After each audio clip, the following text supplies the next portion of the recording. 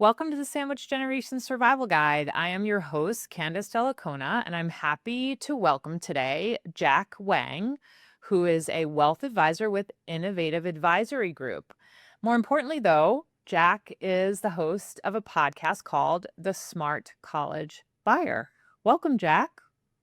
Candace, thank you so much for having me on. I really appreciate it. So let's tell our listeners, Jack, a little bit about your background and how you have gotten here. You are a commercial banker by trade. And from what I understand, you were in commercial banking for many years and you transitioned into wealth advisory, which I think is the normal course of events and where you got your footing. So obviously, we know you're a finance person. And so you figured out something that you enjoyed, obviously, and you sort of segued into the question of how to pay for college.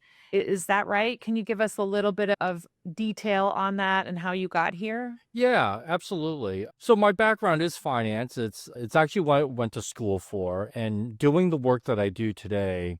Apparently, I'm one of the few people who actually works in a field that's actually connected to their undergraduate major. So many people, I talk to parents like, "Oh yeah, I majored in X, but I really do Y today." So I'm a kid who grew up in Massachusetts, but I actually went away to the University of Texas at Austin, so Texas Longhorns. That was a tremendous experience. It actually gives me a lot of material to talk about today with families about what it's like to go far away from home. And yes, it's still the United States. Texas compared to Massachusetts might as well be a whole nother country, a whole nother world. And I loved it. And I absolutely loved it. So graduating, I did start out in the commercial banking field for many years and did quite well in that. What ultimately led me down this path was I was going through a couple of consolidations. I got laid off a couple times. And so that ended up leading me to one of the major investment firms, a name that everybody would recognize. And at that time, they were hiring bankers to do lending business and not just the investments business. So I went over there. What I did not know was that by the time I got over there, they had lent money to all of the different companies that traditional bankers would like never touch. So they were losing money hand over fist. But the takeaway from that was the introduction to financial services. So if you work for this company, I joke that you could be the janitor and you're still getting all your licenses. That was just the rule. But it really gave me this view of this world. And coincidentally, I was actually going through a divorce at that time. My kids were like junior high, young high school age. And so, of course, at that time, I got some training at that firm, and I knew as much about college savings and college financial aid as the average financial advisor, which is, hey, start saving the day your kid's born, shove enough money in there, pray that you have enough by the time your kid goes to college. It's pretty much the extent of most advice. So, just coincidentally, at that time, I was playing on a men's baseball team, in a men's baseball league, I should say. And one of my teammates, who is still a very good friend today, he at that time was the financial aid officer at one of the major, extremely well known universities here in Massachusetts. So, literally in between innings, I'm peppering him with questions, not because I was trying to build a business out of it or anything, but I wanted to know for myself. But that was the whole point. I wanted to know for myself. And he was very generous with his time, his knowledge. And so what I found was that, hey, if I needed to know this, other people probably need to know. And it's kind of complicated. So even though my official title, I think, is wealth advisor, I have focused my entire practice today exclusively on college financial aid planning, how financial aid works, and then on the back end, managing student loans for those who have, let's say, gone to graduate school, law school, medical school, and now they have a lot of student loan debt that they need some help with. So that's what I do. And in fact, just a short while ago, I was actually at an event with many of the financial aid administrators, financial aid officers at Massachusetts colleges. There was an event. And actually, coming up, I'm going to another event where 30 or 40 different colleges from around the country are presenting information on themselves. When I say that I'm deep into it, I am deep into it. Yes. So you're getting the information, Jack, from the actual sources, from the universities and the people making the decision in those offices. Is that accurate? Right. Absolutely. Jack, let's talk a little bit about how your role as a dad, as a financial person, has intersected here. You've spent your entire career making sure that you're on the cutting edge of all these wealth advisory topics when you meet with your clients. And you found a different niche that many financial advisors have not, and that is how one pays for college, which, let's face it, as Americans, we are in a position where at least we have to pay something for our children to go to college. Whereas in Europe and in other countries, it's very subsidized and the responsibility doesn't fall to the parents necessarily. And even state schools here in New York, where you are in Massachusetts, those price tags have continued to grow over the years. So let's start with the basics for our listeners. Where should a parent start? And when your child is thinking about applying for college, is that where you should begin, or is it already too late? Can you fill us in on the jumping off point? Yeah. And I'll tell you the answer to that is earlier than most people think. And so again, I don't mean the day that your kid's born, start saving money, although that would ultimately be ideal. But I can tell you with in all honesty that when my kids were born, the last thing I was thinking about was saving for college, right? I'm up to my eyeballs in like diapers and onesies and wipes and I still remember those days where like you're just going to the grocery store, but you're packing like you're leaving the country for a month. So I remember that still. My kids are much, much older now. But anyway, I say that it starts earlier than you think because the typical timeline, and by the way, I should mention that what I do is late stage college plans. So really when kids get to high school, what are the sort of the steps that they need to take at that point? But most students, most high school students, and most parents, quite frankly, don't think about the college planning process until about junior year, typically the second half of junior year. And there's a number of reasons for that. But now college is close, right? They can kind of see the finish line of high school. They're thinking about what's next. And also, high school guidance counselors, the reason they talk to high school juniors is because in the fall of the school year, the guidance counselors are working with the seniors on their applications. And so by the time the spring semester rolls around, they're largely done with the seniors. So now those guidance counselors have time to talk to the juniors about getting ready for college. And the summer in between junior and senior year is really the most popular time when all the families go on the different college tours and things.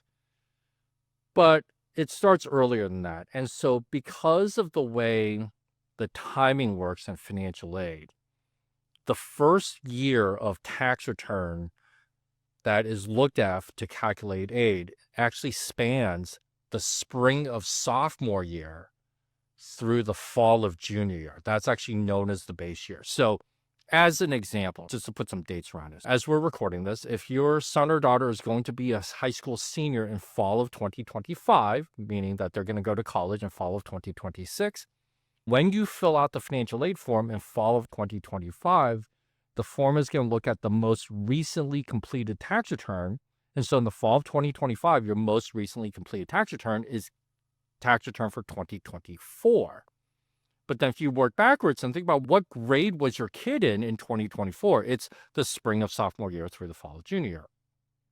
And so then if you need to, let's say, move things around, and there's all sorts of tax strategies and stuff that people can do, you need to not only start that, but also get it done before it hits that tax return, which really means in our example, if financial aid is going to be based on the 24 tax year, you really need to start doing this and finishing by, say, the 23 tax year. So it doesn't hit the 24 tax return. So that's really helpful, Jack. So basically, what you're saying is that there really is a window of time that parents really need to think about because we're going to have to provide almost a snapshot of our financial information as it relates to what need will be. So having those documents in place for that snapshot is really what we need to think about. Exactly. And so what that really means is families should think about the financial aspect really as early as freshman year. Now, the most common pushback is, wait, hold on, hold on. My kid just got to high school, right? My kid's still like figuring out how to not get lost in the building. And you're telling me I got to start thinking about college already? Well, yeah, that's just the way the timeline works. But also at the same time, right? College is such a big investment. The most expensive colleges these days are $90,000 to $95,000 per year. So after 4 years, in most parts of the country, you're buying a house equivalent, right? Or close to one anyway.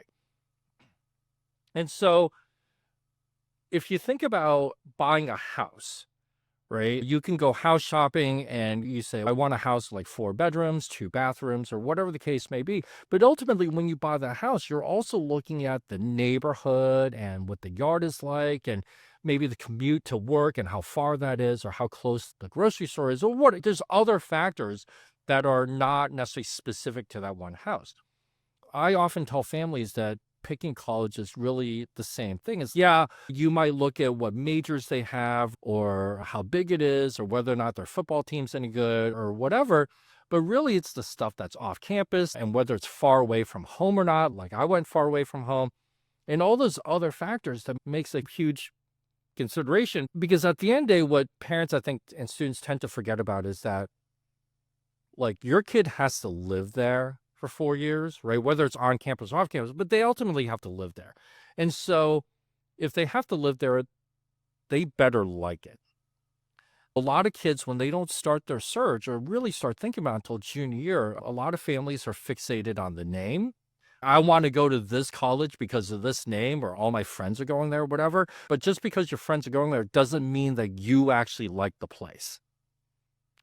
And so what ends up happening is there's not an insignificant proportion of students. So roughly a quarter of all college students each year transfer schools. It's not because they flunk out or anything, just they transfer all sorts of reasons. Too far from home, too close to home, too big, too great, whatever. But the reason that's a financial issue is because then you introduce something called transfer leakage, which is, hey, Candace, you know that math class you took at the first college? That doesn't transfer to the math class at the second college, so you have to retake it. And as a result, you end up lengthening out the time to graduation. And the longer you go, the more it costs you.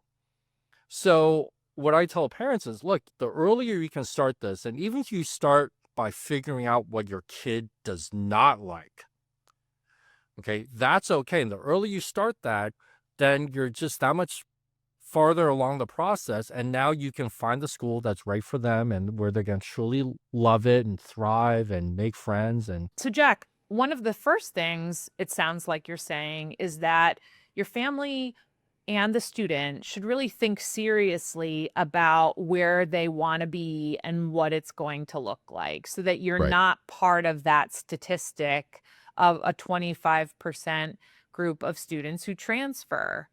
And so maybe you find the handful of schools that your child says, I want this particular major and I want to have a great sports team, or I want to be close to the city or on the East Coast.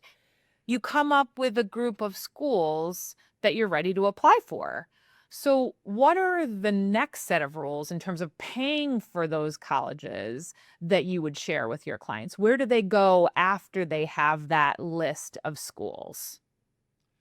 So as most families go through this process, it's very much a find the list of colleges to apply and then think about the money, then hope for a lot of aid. And so, really, as they're going through the process, they're trying to answer the question of what schools will accept your student, or what do you need to do to be accepted by XYZ University. And that's what the vast majority, 99% of the world does. But if money actually matters, right? Now, again, and when I say money matters, you can have a very poor family or you can have a very wealthy family. And just because you have wealth doesn't mean you want to give it all the way to the college, right? Because you probably worked hard for it. Families really should focus on a different question. This is a different question with a completely different answer. And that is finding colleges that will give your kid the most aid. So here's a very important distinction is most families focus on getting accepted, but that does not mean that the college wants them. Okay, makes sense. Okay. So, when you talk about aid, though, Jack, you're not talking about need based aid necessarily, not financial aid in the traditional sense. You're talking about any number of sources of aid, whether it's merit based or need based, particular scholarship. Exactly. And in all honesty, a lot of families think that need and merit are two completely separate buckets and there's a wall in between and they shall never cross. That actually is not true at the vast majority of schools. A lot of merit programs have a need component, a lot of need programs have merit component, but here's really what it comes down to. At the end of the day, colleges are businesses like any other. And it's actually a fallacy to think that colleges need students. Yes, they need students, but what they really want is particular types of students. And so, like any business, colleges have certain goals. They could be looking to start a new major and expand a major. They might need more boys or more girls, or they might need more kids from a particular geographic region or a particular ethnicity, or a combination of all the above. And so what happens is for families going through the process, they think about, hey, college, you should accept my kid because my kid gets straight A's and got a high score on the SAT. And they also do all these extracurricular activities. And that's how families and students think about it. But if you really want to maximize aid, you got to think about it from the college's perspective is who do they actually want? And the bottom line to that and how it translates to aid is the more a student helps the college achieve its goals, the more aid you're going to get, whether it's merit, need based, or otherwise. And it's literally as simple as that. And the best analogy I can think of for this, and almost fits it to a T, is the NFL draft, the professional football draft. So teams take turns picking players. And so the first round draft pick, if you're picked first, you get a lot bigger contract than you get if you're a seventh round draft pick, right? So the seventh round draft pick still got drafted by the NFL, which is still a great achievement because not everybody can say that. But comparatively, they get no money. But you can't just be the best player because teams, when they draft for positions, right? Well, if I need a quarterback, I take a quarterback. If I don't need a quarterback, I don't take one. So again, colleges see it as like majors and all the other factors I named before. So it really comes down to, for a particular student, are you viewed as the first round draft pick there, or are you viewed as the seventh round draft pick? The kids who are, let's say, first and second round are the kids who are wanted. They're the ones who get big aid packages, even if the family is really wealthy. The seventh round draft picks are the kids who are accepted, but not necessarily wanted. And it reflects in their admissions offers. I see it all the time. And so that student might say, yay, I got into XYZ university, but they didn't give me any aid. And yes, congratulations on getting in, but what does that really tell you? Yeah, it's an interesting way to frame the question about where you should be applying because there's this focus on the name of the school and getting into the quote, that school that you can get into. And I think there's a lot of pressure among parents as well, trying to make sure that their kids are in the best possible school or the named school that other people will recognize. So, what you're talking about really is redefining what that means and being wanted. It's actually a really nice way of looking at the problem. And so, once you determine these schools, there are gray areas or leeway within the various financial aid offices, I think, is what you're pointing out. And there are certain universities that may offer aid for particular types of students. And so it sounds to me is that you can provide these kinds of tips or insights to our listeners so that they know what those universities are looking for. Yeah, absolutely. So, what everybody focuses on, and frankly, incorrectly, because of how most people approach this process, is essentially, hey, is there a secret code? Like when filling out the FAFSA, so I can get more aid? Do I have to blink twice and do a jumping jack or something? I automatically get a lot more aid or something, right? And no, that's not the trick. That's not the game. And also in understanding where aid comes from. So if you look at the universe of where aid comes from, the largest source is the federal government. But the vast majority of those dollars come in the form of loans. And nothing wrong with loans per se, but I'd rather have scholarships and grants I don't have to pay back. When you look at the pool of dollars that is scholarships and grants, or what we call gift aid, the vast majority of that money comes from the colleges themselves, their own pockets. And so what that means is because it's their own money, they get to set the rules. And so this is when I talk to different schools, I visit different schools, I talk to their financial aid staffs and their admission staff. This is where all these little details come out. And you would not believe the range of variability, all the different ways schools look at this. So a couple of examples. One example right now that really on the admission side, a lot of schools do not require test scores to get in. So it's a huge stress relief for students and parents, and great. But the vast majority of those schools still use test scores to set scholarship amounts. So yeah, you can get in without them, but you might not get any money. And so many colleges, no test score, no impact on dollars. Great. Another college I know, no test scores, no money unless you set up an admissions interview, but the admissions interview isn't required, and they don't really tell you that. So if you never bother to set up the interview, you can get accepted, but then you're left wondering why you didn't get any money. Another school, no test scores, you can still be considered for all the scholarships, but the biggest one available at the school, you're out of consideration. And then another school, just as an example, you're eligible for all the scholarships, but every scholarship is $5,000 less per year than if you did submit a test score. So there's all these different variations. And it's not just private schools, too. If you really know to ask the question, and I'll be honest, even though I tell schools I'm coming, I tell them who I am and my background, all that stuff, so they're prepared. I'm not trying to sandbag anybody. I'll ask questions, and it's a little bit like asking for the secret recipe to Coca-Cola. They don't always tell you. So that's what I ask you, right? So your child gets into school, and let's say the test issue is really out the door. We know now that Ohio State and a number of other universities, for example, have decided that tests are back in. And the reason that they have provided is because the numbers were just too high. And Ohio State, for example, didn't actually have the people in the admissions office to actually review the applications. So let's say you get your admittance and you're now looking at the price tag and what it's going to cost. Can a student really call a financial aid office at that school and say, hey, can you share with me what sort of aid is available, whether merit based or financial aid based on need? What do I have to do as a parent, or what should the student do? And are those financial aid officers in the schools willing to share that information? Do they just tell you? And how do we go about finding out that information if it's all treated like a secret?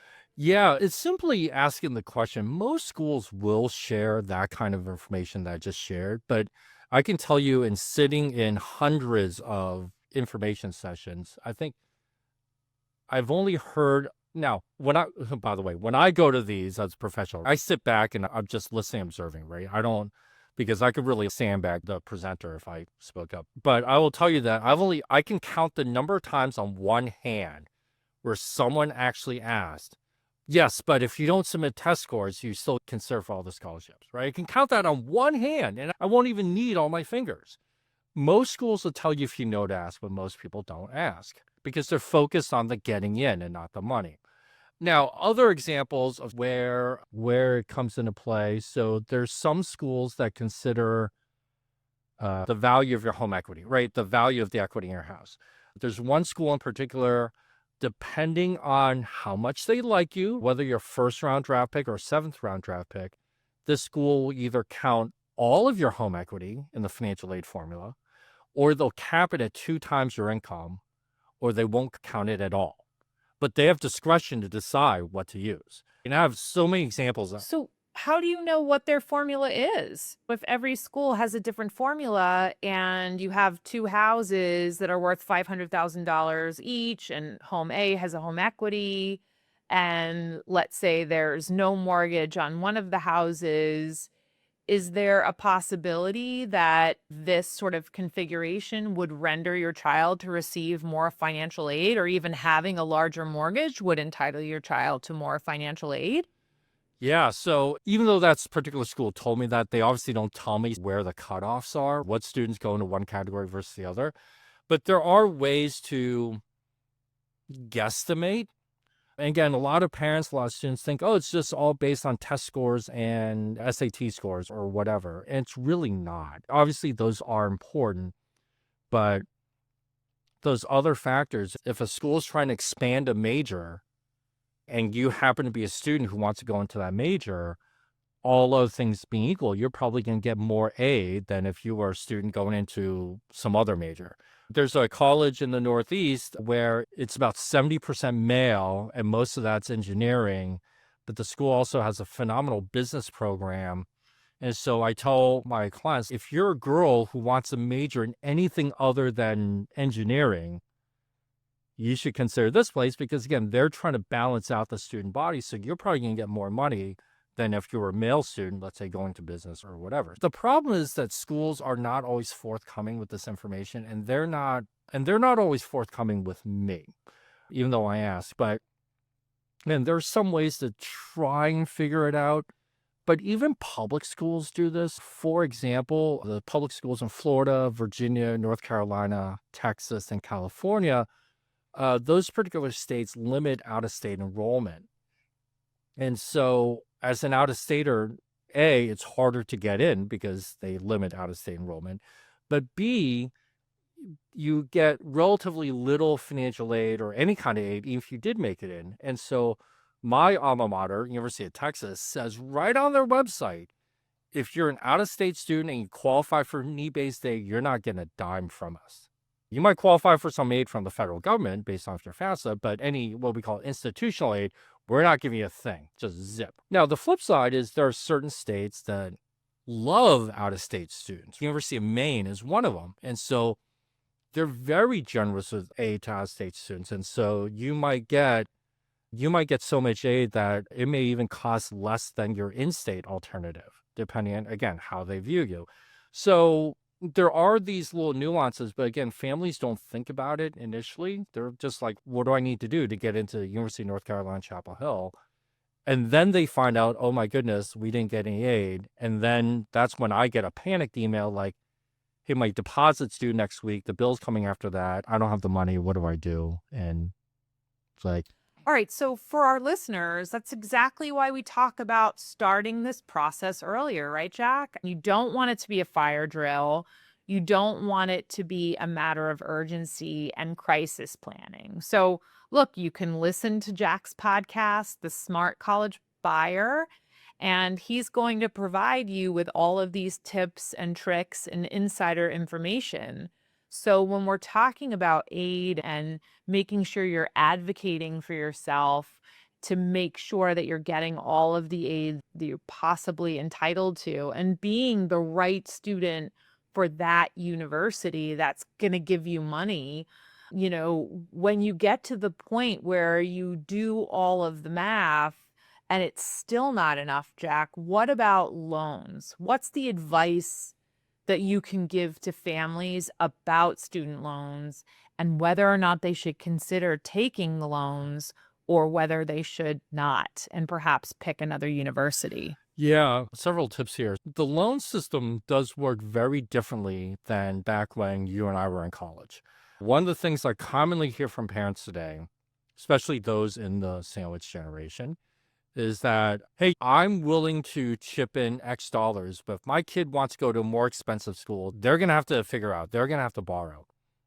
From the old days, there were mechanisms for that. That does not exist today. And so your 18-year-old high school graduate, no lender other than federal government, but no private lender is going to touch an 18-year-old with no full-time work history, no credit history, right? They're not going to lend them 90 grand to go to New York University or something. It's just never going to happen. So if the family needs to borrow, it is on the parents, either as what we call a parent plus loan, which is only on the parents, or a cosign private loan, but it is on the parents. And so because of that, parents really need to think about their own finances, because whatever loans they take is going to show up on their credit report. They're going to be legally responsible. So that can have an impact on their ability to refinance a mortgage if they wanted to, or to get a car loan or whatever. And the one piece of advice that I often hear from many financial advisors who don't specialize this and just drives me bananas is well, you can borrow for college, but you can't borrow for retirement. So you should, which is technically true, right? It is technically true, but if you have to borrow money, for a bunch of money for your kids' college, and again, it has to be on the parents, right? This is not on the student, right? If you're borrowing 90 grand a year for your kid's undergraduate, you're not going to have the retirement that you think. Okay. In fact, there's a family that they started working with me, but after their oldest daughter went to school, where their original financial planner said, hey, max out your 401ks because the family told them they want to retire early. But they were borrowing, I think, like 60,000 plus a year to send their kid to school, and they still have a second kid to go. And so I kept telling them, like, I know your regular financial planner is telling you, like, oh, yeah, the numbers, you project out and this and that, and you're going to be able to retire at 60 or whatever it is that they were trying to do. There's no chance that that's going to happen. Or you'll retire, but the bulk of your retirement savings is going to be going to pay off the loan, and you're going to have to go back to work or live under a bridge or something. I don't know what, but something. Okay, fair. But back to your original point, then, right? You have to look at the entire process from a holistic perspective because your finances are applied and you have to think about what is the sort of investment I'm making in college? What am I buying here? Right. And all of that factors into the overall financial health of the entire family unit, especially if the parents are the ones who are on the hook for the college loan. Right. And yeah, I mean, it really is the holistic view. And we as people tend to segment our finances, right? I think the term is mental accounting. So we think about this is our emergency fund, and this is our vacation fund, and this is for retirement. We think about in those terms, but in reality, it all has to work together. So there's only so much money to go around. So the more you spend in one place, the less automatically they have for something else. And there's also a lot of ego involved, getting caught up on the name, or if mom and dad went to Stanford, then they really want little Junior, little Sally, little Johnny to go to Stanford, let's say, or the grandparents went somewhere.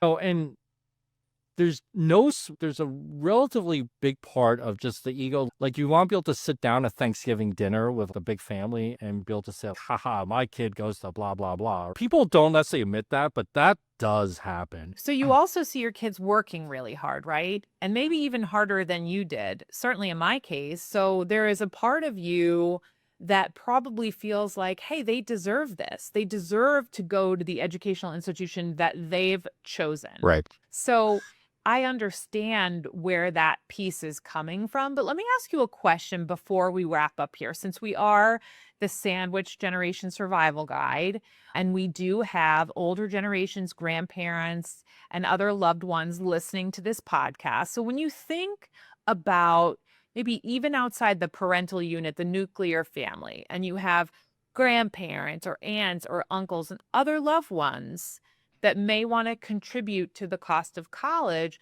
what is your best tip for the way in which someone outside of that parental unit should contribute to the cost of college? Is it a 529? Is it a gift straight to the child? Is it a gift to the parent? Should they pay the institution directly for tuition? So I'm glad that we have another 3.5 hours to go on this recording. I can answer that for you. And actually, I do run into this a lot. I hear from the parents as I work families, oh, grandma and grandpa will chip in X dollars for little Johnny or little Sally's college, which is great, right? If they're able to do that, that's phenomenal. My first question back always is, what do they actually mean by that? And what I mean is, do they want to save that money in advance and maybe they can use a 529 or something? Or do they want to pay as they go? Or do they want to pay sort of afterwards? So like perhaps leave a bequest that'll pay off student loans for the student or whatever. All those are grandma and grandpa are helping pay for college. Just depends on when they do it. But that actually has implications on the chances for aid, as well as where the student may or may not want to apply. And at the same time, you run into some IRS rules with regard to the annual gift tax exemption limit and things like that. So just give you a quick example. Let's say grandma and grandpa want to chip in $50,000 a year, right? That's great. If the student applies to what we call a FAFSA only school, which is the majority of colleges around the country, that contribution does not hurt the family's chances for aid, and it does not appear anywhere on the financial aid form. But if they apply to, let's say, one of the Ivy Leagues or one of the near Ivy Leagues or sort of the national brand privates and certain publics also, that contribution is considered untaxed benefit or untaxed income as if the student earned that $50,000 at a job. So it actually has a huge impact on aid. Not only that, if you're thinking about gifting, let's say it's $50,000, the annual gift limit is not $50,000, but if you pay for it directly at the college, there's an unlimited exemption. So, Jack, what you're really saying here is that every year, every person has the ability to gift to each person $19,000. So, for our listeners, that is the limit in 2025 that everyone can make a gift. The total is $19,000 without any gift tax consequence. So, if you're married, you can double that. So, 19,000 times 2 is $38,000. So, that's a lot of money. Right. And so what Jack is saying is that you would make those gifts of $19,000 for your annual exclusion gift, or $38,000 if you're married, and you can pay the educational institution directly. You can pay even more than that in certain circumstances. So for those grandparents who are trying to move money out of their estate, Right. then this is an opportunity for them to do two things: move money out of their estate and also help their grandchild with college. So it's killing two birds with one stone. And what you're really doing is you're reframing the way that you can move a lot of money out of somebody's estate and still help with college. On the flip side, though, and to Jack's point, if you're applying to, let's say, Wake Forest, Wake is going to know about the gift that the grandchild received. And so if you'd otherwise qualify for financial aid, having money paid on behalf of that child will definitely have an impact on any aid that they would otherwise receive. Yeah, exactly. And it also really, what are the grandparents' intentions, right? Is it really for college or is it really to benefit the child in some way? So, as an example, one of the ways that grandparents can get a lot of money out of their estate is they make that the 5-year forward gifting, so they can gift up to 5 years worth of the gift exemption all at one time into a 529 plan, which is great, right? If they have the money, that's awesome. So that's called front loading, audience. Front loading, yes, thank you. You take 19,000, you multiply it times 5, and instead of giving a contribution in dribs and drab $19,000 year after year, you can actually gift it all at once. You have to file a gift tax return, but once you do that, it's all pushed out of your estate, including the gain that you would have otherwise made on that gift. You know, for as much as I do this and talk about this, I had to turn my head. I'm like, no, it's overfunding. I'm like, nah, that's not right. No, super funding. Nah, that's not right. I'm trying to so thank you, Candace. But if the grandparents are really intending to help that student just in general, then that may not be the best way to go, because I know a lot of times grandparents say, okay, if you need it for college, it's there. But if you don't need it for college, if you eventually need it as a down payment for a house or something, we want that money to help you too, which is great, except a 529 would not be a great vehicle for that because 529s are meant for education. And so there's a lot of factors that go into what are you really intending? Do you want the grandparents still have some access to the money if they need it, or are they trying to really get out of their state now as quickly as possible? Or do they want to perhaps leverage up that gift with some life insurance and pay for it after the fact? All these factors come into play. So every time I hear, oh, grandma and grandpa are going to chip in some money for college, we got to have a whole discussion about this. Because, Yeah, maybe several discussions. what do you actually mean by this?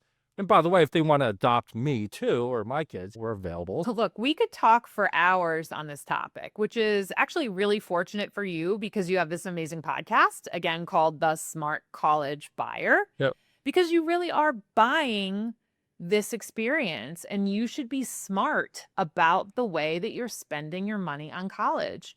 And Jack is the resource.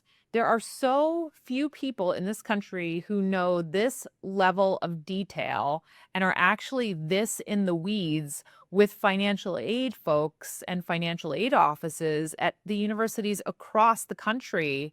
So I really encourage you to take a listen to Jack's podcast. We're going to put all of Jack's information in our show notes so that it is available for all of our listeners. And Jack, I cannot thank you enough. As a parent of 3 teenagers, one of whom is already in college, one of whom is about to head off, and one who is likely to follow, you are an incredible resource. So I really thank you so much for your time today. No, thank you so much, Candace. I appreciate being on. Yeah, we could talk about this forever, but I appreciate all that you do in sharing information because a lot of parents are in that sandwich generation. I get it, which makes paying for college even harder because you're trying to balance sort of two ends, right? But thank you so much. I had a great time. Thanks, Jack. Don't forget to subscribe to the Sandwich Generation Survival Guide. A new episode drops each month. And if you're enjoying it, please don't forget to leave me a 5-star review and share with your fellow Sandwich Generation members. For a complete listing of past podcast episodes, you can check out any podcast platform, or you can head to my website at www.sandwichgenerationlaw.com. Thanks for listening.